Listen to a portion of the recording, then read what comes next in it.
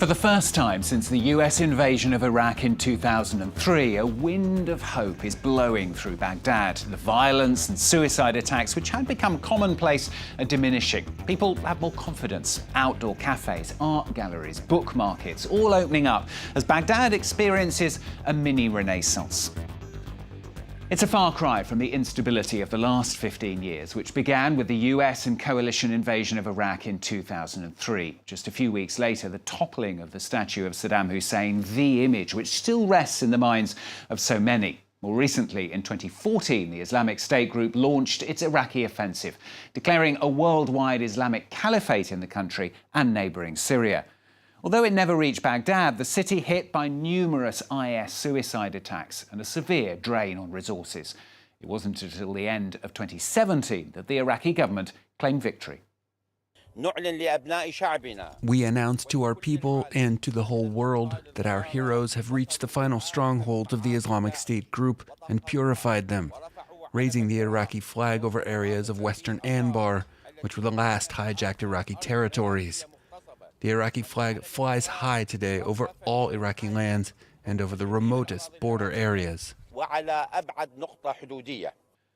Nowadays, Mercer's annual Quality of Life survey still lists Baghdad as the worst city in the world to live in. Corruption remains endemic, women's rights have been eroded, and disillusionment with politicians is high. It remains a society scarred by violence and deep divisions. But despite all that, that newfound wind of hope I spoke of remains. Well, Simona Foltyn revisits Baghdad for France 24.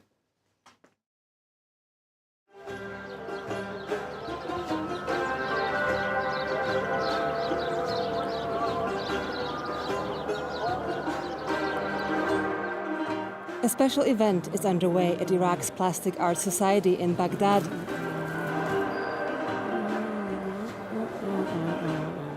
Qasem Sabti, a veteran Iraqi painter who heads the society, is about to honor young artists who have displayed their work during an annual exhibition.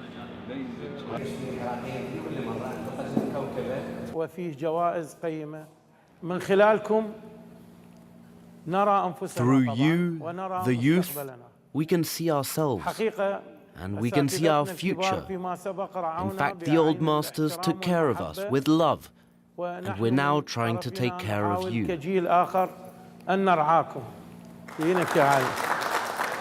Pulling together such an event isn't easy. The state provides no financial support for art deemed as haram or forbidden by some political and religious establishments that rose to power after the 2003 American-led invasion. Although Baghdad has been more stable since the official defeat of the Islamic State group last year, political uncertainty lingers. Of course, there is very little joy here in Iraq. The artistic and cultural activities are very difficult. It's hard to conduct them in these circumstances, in this political situation. Because in reality, you know, we are a country with militias everywhere. And yet, the Society has received a record number of submissions for this year's exhibition. Just think that twice the number of works you see here were rejected, only because the hall couldn't accommodate more. Even now, the exhibition feels overcrowded. 31-year-old Noor Abed Ali is one of the emerging artists honored in today's event. Even though she grew up during some of Iraq's deadliest years, she refuses to let the past define her art and her future. I like to draw about realistic issues, but I'm getting bored of issues related to misery and sorrow. We need to paint things that bring us happiness. We have this sadness inside, and we draw sadness. But we should not always dwell on it. We should carry on.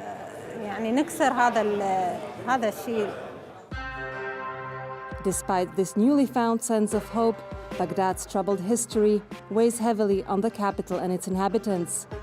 15 years after the American-led invasion, symbols of Saddam Hussein's dictatorship and signs of the instability that followed in the wake of his demise remain omnipresent.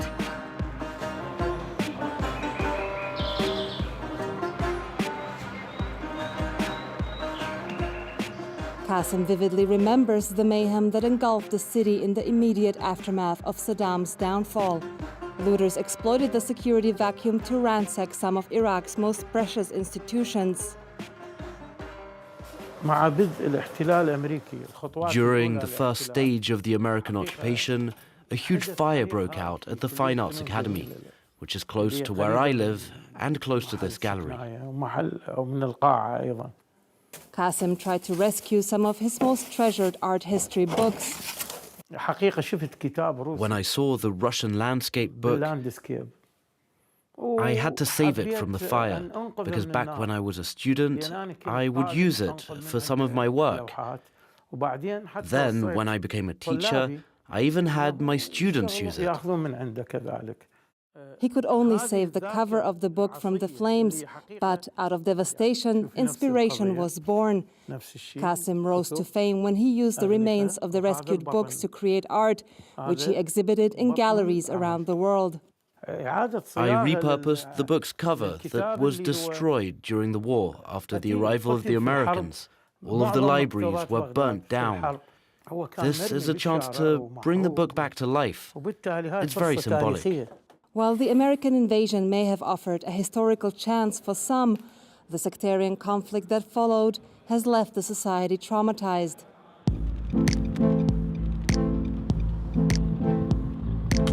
Irada Al Jabbouri is an author, professor of journalism, and activist whose work has been deeply influenced by the violence of the mid-2000s. She takes us to Haifa Street, back then one of the most dangerous spots in Baghdad. She used to pass through here every day on her way to work. This street during the day was frightening. It became the center of the resistance for armed groups directing their weapons at the Americans. Irada processed her memories as well as the experiences of her friends and relatives in the script for a forthcoming movie, Another Day in Baghdad. Every night there's a curfew, and every dawn it lifts. The film depicts the daily struggles of ordinary Iraqis as they try to live their lives in the face of unpredictable violence.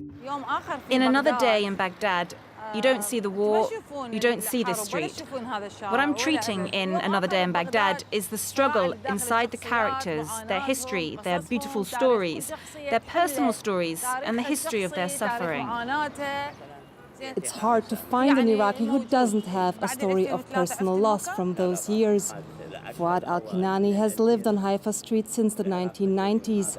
He left for 1 year in 2006 after 2 members of his own family were killed. What do you remember about this place? They're painful memories. For instance? When you want to leave in the morning for work, you pass by these places and they're full of corpses. My cousin was taken from here. They took him and they killed him. And we don't know where they threw him. My brother, he was an ambassador in Canada. He came to Iraq, but he was also taken from here. And we don't know what happened to him. The sectarian conflict in the 2000s was just one of many violent eras that have scarred the Iraqi people. Before that, in the 1980s, the Iraq-Iran war claimed hundreds of thousands of Iraqi lives. Most recently, the country has been ravaged by the war against the Islamic State group. There is always a reason for Iraqi people to die. They die because of wars, because of embargoes, bombardments by the coalition, occupation, sectarianism, accidents, corruption. The process of Iraqis dying is continuing. So I think we still haven't had the chance to really grieve and overcome those periods. The next day, Irada, together with one of her students, takes us to another area of Baghdad that has seen a lot of bloodshed. Qarada is a Shia majority middle-class neighborhood. During the 4-year reign of the Islamic State group in the country's north, Qarada was frequently targeted with suicide bombings. This area witnessed a lot of car bomb explosions, which killed a lot of people close to the markets. Whenever there's a gathering of people, there will be explosions. Even in this place, there was an explosion here. We are at Abu Zahra, a popular street cafe that was hit by an Islamic State group suicide bomber in April 2014. Several people died in the attack, including the brother of the cafe's owner. But despite being targeted by Sunni extremists, Harada's predominantly Shia inhabitants have rejected sectarianism. I feel that this place embodies Iraqi diversity. It didn't change despite the circumstance. There is still a lot of diversity. You'll find Muslims, Christians, Shia, Sunnis, even though there's a Shia majority. The violence and lack of prospects did prompt some of Harada's inhabitants to leave. In 2015, after Hassan graduated college, he decided to travel to Finland. We didn't have job opportunities here. At that time, Iraq was embroiled in the fight against the IS group. And the future wasn't clear, and it still isn't clear. Dr. Irada was against my decision to leave the country. She said, if all of you young people leave the country, who will be left? Hassan made his way to Europe through Turkey and Greece, a well-worn escape route for millions of Iraqis and Syrians. He applied for asylum in Finland, but returned to Iraq after Finnish authorities rejected his claim. The experience was very hard, but very important. It added a lot. It made me aware of myself and the value of the place where I'm from. It's difficult to surrender your roots and sense of belonging. And yet, the future for Iraq's youth remains uncertain. Even though the country enjoys relative stability, corruption, poor services, and unemployment are pushing youngsters to the brink.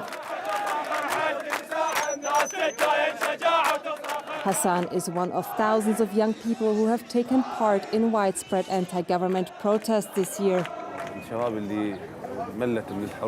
The young people are angry.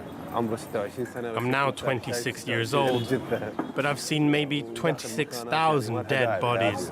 I've been to places that I shouldn't have been. I've gone to the morgue to look for dead friends, and I was detained more than once because of my journalistic activities. We should learn from these experiences to pave the way for the future.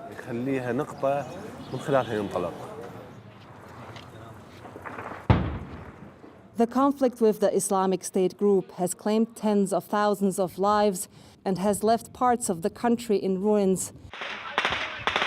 The physical and psychological wounds left in its wake have barely begun to heal. Ali Abed Yasser was a soldier.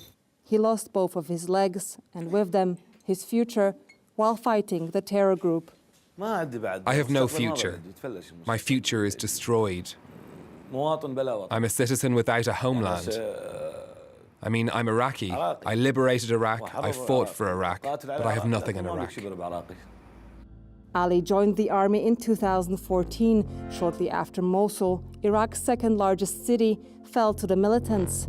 He injured his legs, hand, and spine when a suicide bomber attacked his unit in 2015. 3 years later, the government hasn't helped him get back on his feet. The 35-year-old war veteran is still waiting for prosthetic legs. We fought for liberation, so the government was stable in the green zone while we were sleeping under blankets in the trenches. We fought ISIS and liberated Iraq from the IS group, but we haven't gotten anything from the government. With government hospitals not providing adequate care, Ali has little choice but to seek out expensive private clinics. The following day, we accompany him as his neighbor Jalal takes him to see an orthopedic surgeon. Ali has no professional caretaker to help him and completely relies on his neighbor's support. I help him with everything. I take him to the doctors, go with him to admin appointments. Wherever he goes, I go. Ali worries about the cost of the forthcoming treatment. The doctor's fees are very expensive. I can't afford it. I'd need around 150 euros to go to a private doctor. Just getting to the doctor is a struggle, an impossible undertaking without Jalal's help.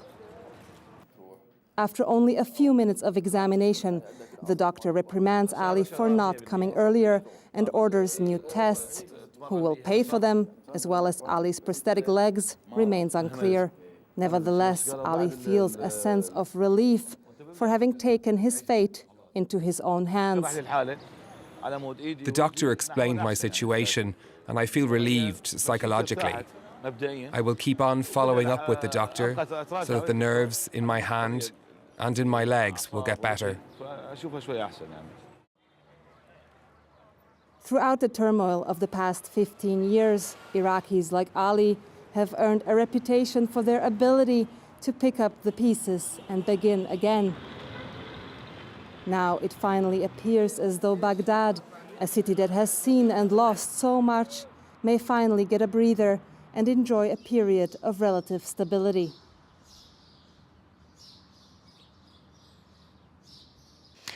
Simona Foltyn revisiting Baghdad for France 24. Well, that's all from this week's edition of the programme. Don't forget, of course, you can catch it again and all the previous editions as well on our website at france24.com. Thanks for watching. More news coming up shortly.